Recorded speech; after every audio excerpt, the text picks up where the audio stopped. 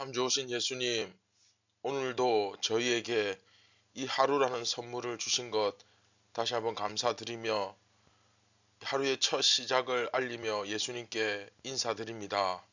사랑하는 예수님, 오늘도 저희가 시험에 들지 않도록 지켜주시고 무엇보다도 우리가 세상에서 살아가지만 세상이 아니라 교회라는 사실을, 그리고 우리가 그 모습을 실제로 세상 가운데 나타내고 증거할 수 있는 증인들이 되게 하여 주시옵소서.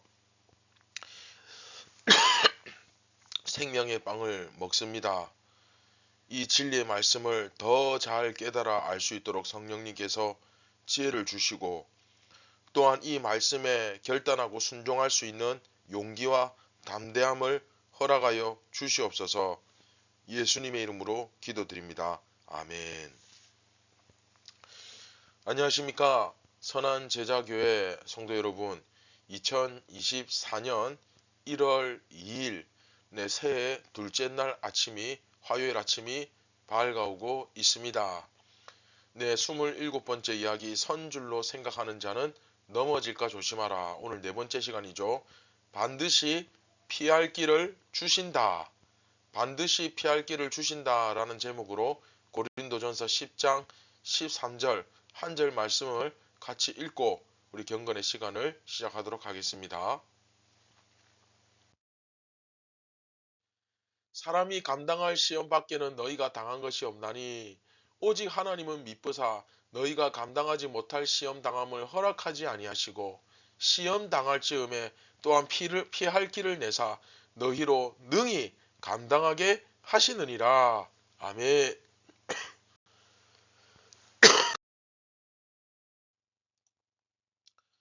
자, 여러분, 앞에서 처음 시작할 때 형제들아, 나는 너희가 알지 못하기를 원하지 않는다 라고 이야기하면서 꼭 알아야 된다. 그쵸?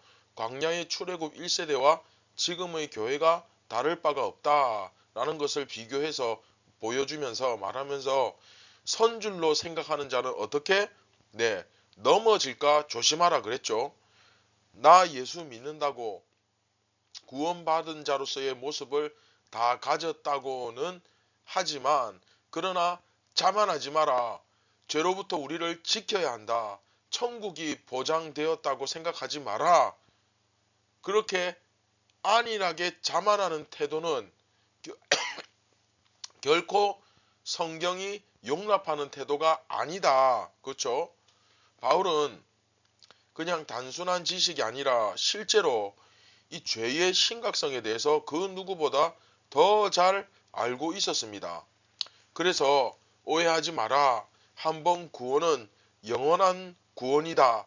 이 말씀은, 그쵸?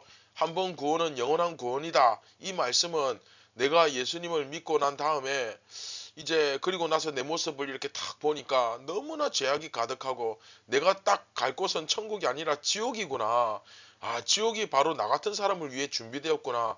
그런데 나 같은 사람이 어떻게 구원받습니까? 그쵸? 이런 사람들에게 아니다. 네가 마음으로 예수님을 믿어 의에 이르고, 그쵸? 그 영접하고 믿으면 너를 끝까지 인도해 주실 것이다. 그런 말이지. 예수님 믿은 지 한 10년 된 사람, 아, 나는 하나님의 자녀야. 나는 이제 예수님의 제자가 되었어.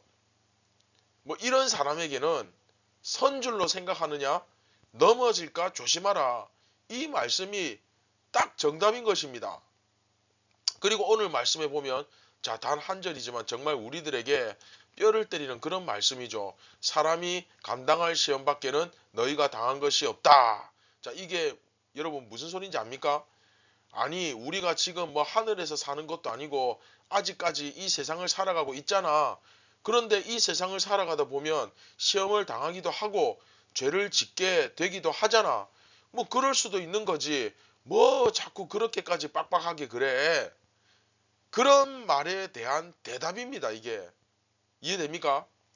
그런데 중요한 사실은 너희가 감당 못할 시험이 없다는 것입니다.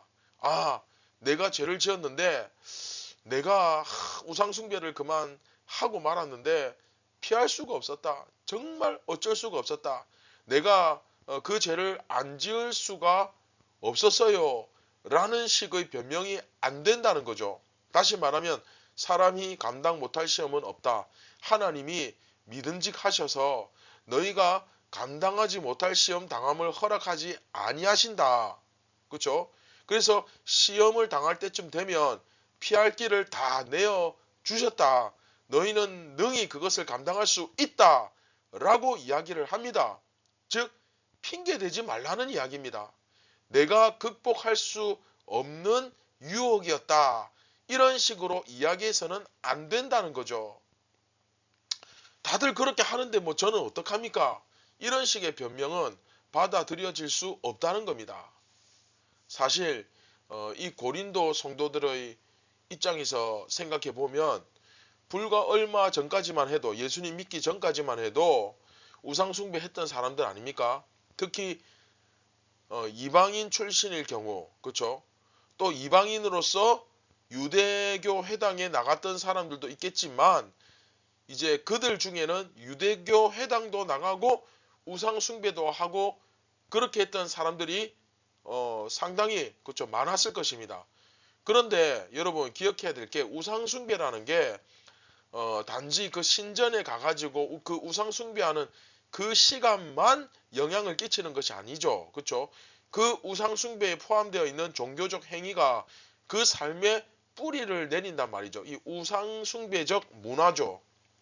그 우상숭배적인 행위를 통해서 사람들과 인간관계도 형성이 되고 교회 안에도 마찬가지 아닙니까? 뭐 예배만 드리고 갑니까? 교회 안에 같이 예수 믿는 사람들끼리 인간관계가 형성되고 우상숭배하는 사람들도 마찬가지 그런 식으로 인간관계가 형성되고 또 경제적 관계도 형성이 됩니다. 그렇죠? 또 어떤 그 뭐랄까 그 지역 사회의 질서 이제 그런 것도 우상숭배와 연관이 있거든요. 그러다 보니까 그걸 벗어나기가 쉽지 않은 겁니다. 예를 들자면 우리나라 같은 경우는 이제 술 같은 문제가 그런 케이스죠. 이제 내가 예수 믿고 나서 정말 이 술이라는 것이 이제 보니까 정말 정의롭지 못한 방법으로 인간관계를 만들어서 올바르지 않은 정말 선한 방법이 아닌 그러니까 예를 들면 장사를 하는데 정말로 품질이 좋고 값싼 물건 어떤 기업에서 하청을 이렇게 받는데 좋은 물건 정말 소비자들이 보기에 믿을 만한 그런 물건을 딱 선택하고 거래하는 것이 아니라 그냥 친한 사람 같이 술자리 한 사람 접대 받은 사람 또 인간관계 그런 것 때문에 거래가 되는 그리고 거기에 대한 하자나 이런 것들은 소비자가 고스란히 떠안게 되는 뭐 이런 현상들이 벌어진다는 것은 내가 생각할 때 좋지 않다. 그러므로 나는 술을 마시지 않겠다. 뭐 이것 말고도 술을 마시지 않는 이유는 많겠죠. 여하튼 뭐 예를 들자면 그런 것 때문에 나는 술을 안 하겠다. 그렇죠? 그런데 아유 세상 살아가다 보니까 뭐 장사를 하다 보니까 어떻게 술을 안 마십니까? 그 사람들 저 때 안 하면 안 됩니다. 뭐 이런 이야기들이 나오잖아요. 그것과 비슷한 겁니다.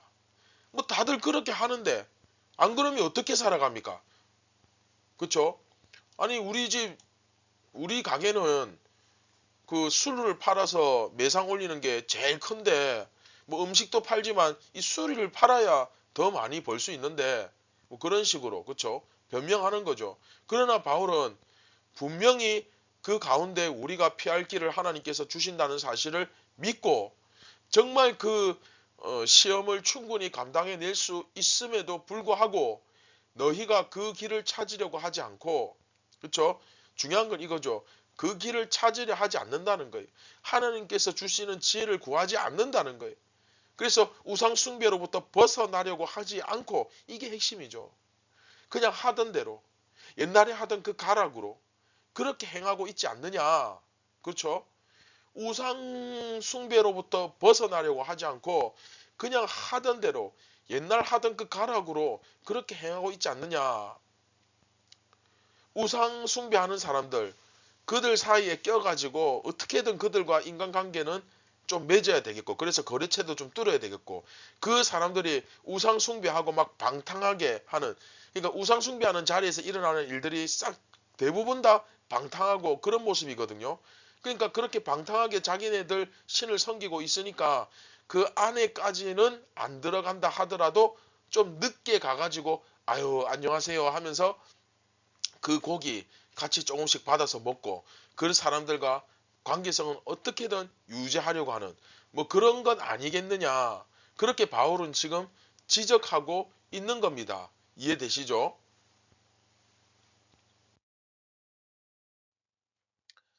자, 말씀을 맺도록 하겠습니다. 자, 다시 한번 강조합니다. 하나님은 절대로 우리를 죄를 지을 수밖에 없는 환경에 내버려 두지 않으십니다. 그러니까 충분히 너희가 극복할 수 있고 싸워서 이길 수 있는 그런 환경 가운데 있음에도 불구하고 되려 그냥 힘 한 번 못 쓰고 노력 한 번 못하고 백기 들고 나가는 그 가데스 바네아에서의 이스라엘 백성들처럼 저들이 너무 강하니까 우리는 이길 수가 없다. 하나님이 함께 하신다는데 싸워보지도 않고 그렇게 나가는 그런 모습으로 행동하고 있지 않느냐. 그 가데스 바네아에서 저들은 너무 키가 크고 너무 힘이 세고 우리는 그냥 메뚜기 같더라 하던 그 사람들 다 어떻게 되었습니까? 결국은 광야에서 다 죽었잖아요. 그렇죠? 오직 여호수아와 갈렙 빼고는 그렇죠? 바울은 지금 그것을 가르치고 있는 거거든요. 너희들 그런 식으로 우상 숭배하는 세상에서 우리가 아니 우리가 우상 숭배하는 세상에서 살고 있는데 우리가 저 우상 숭배의 문화 가운데서 어떻게 빠져나올 수 있겠느냐. 우리도 조금 거기에 들어가야 되지 않겠느냐. 우상 숭배하는 그 사람들하고 관계를 맺으려면 어떻게든 같이 좀 춤추고 그 음란한 뭐 의식까지는 행위까지는 안 한다 하더라도 거기서 나오는 그 고기 정도는 좀 먹어줘야 그래야 살지 않겠느냐. 이런 식의 사고를 바울은 하지 않도록 강조하며 지적하고 있는 겁니다. 그렇죠? 너희들 그런 식으로 신앙생활 하려고 대충 하려고 하지 마라. 그리고 나는 괜찮아. 나는 구원 받았으니까 뭐 하나님의 백성이 되었으니까 괜찮아. 이런 식으로 자만하지 마라. 그리고 이건 그냥 고기 먹는 거지 내가 우상 섬기는 거 아니야 라는 식으로 자기 자신을 속이지 마라. 자기 기만하지 마라. 그 이야기를 지금 바울은 하고 있는 것입니다. 자, 사랑하는 선한 제자교회 성도 여러분, 우리가 이기지 못할 시험은 없습니다. 우리가 넘지 못할 산은 없습니다. 이 세상에서 아무리 높아 보이고 뭐 아무리 대단해 보이고 또 심지어 때로는 정말 답이 없어 보이고 길이 안 보이고 그렇게 해도 하나님은 결코 우리를 답 없는 그런 길로 미궁으로 우리를 인도하신 적이 없습니다. 앞으로도 마찬가지입니다. 그런데도 우리는 이 영적인 자만심, 자기 기만 이런 것에 붙잡혀 예수님의 제자로서 마땅히 실천해야 할 그런 삶을 행하지 않고 옛날에 하던 그 가락으로 어쩔 수 없다는 식으로 세상의 유혹과 죄에 이끌려가고 있지는 않은지 우리 자신을 정말 잘 한번 돌아보고 반성해 보았으면 좋겠습니다. 깨닫는 것이 은혜고 하루라도 먼저 돌이키는 것이 은혜입니다. 자, 우리가 이렇게 변명하고 영적 자만에 빠지지 않기 위해서는 어떻게 해야 됩니까? 매일 우리 자신을 말씀으로 돌아보고 또 세상의 우상을 우리 마음에서 완전히 쳐낼 수 있는 그런 결단력, 행동력이 실천력이 필요합니다. 내가 다른 사람보다 하루라도 더 먼저 복음을 알고 구원을 받았을수록 더욱 깨어서 나 자신을 살필 수 있어야 됩니다. 신앙생활 옛날에 하던 그 가락으로 결코 어림도 없습니다. 오늘 하루 내 안에 제거해야 할 우상은 어떤 것이 있는지 나는 계속 나 자신을 기만하며 변명을 늘어놓기에 바쁜 것은 아닌지 돌아보고 회개하는 그런 하루, 그런 나를 점검하고 돌아보는 이 아침이 되었으면 좋겠습니다. 네, 말씀을 기억하시면서 우리 같이 기도하겠습니다. 참 좋으신 예수님, 우리가 우리 자신을 내가 내 모습을 가지고 바라보는 것이 아니라 예수님의 그 안목, 예수님의 마음과 눈을 가지고 나 자신을 정확하게 바라볼 수 있기를 원합니다.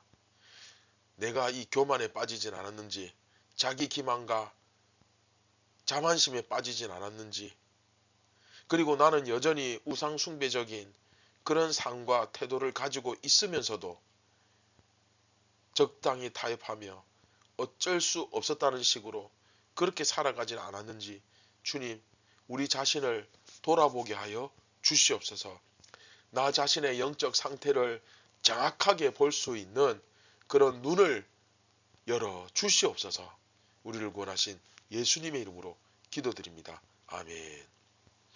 사랑하는 선한 제자교회 성도 여러분, 오늘 하루도 정말 여러 가지 바쁜 일들이 많겠지만 우선은 먼저 나 자신을 똑바로 볼 수 있어야 됩니다. 오늘 이 말씀과 기도 가운데서 나 자신을 정확하게 보고 없앨 것은 치울 것은 치우고 제거할 것은 제거하고 바로 세울 것은 바로 세울 수 있는 그런 복되고 경건한 아침이 되기를 주님의 이름으로 축원드립니다. 감사합니다.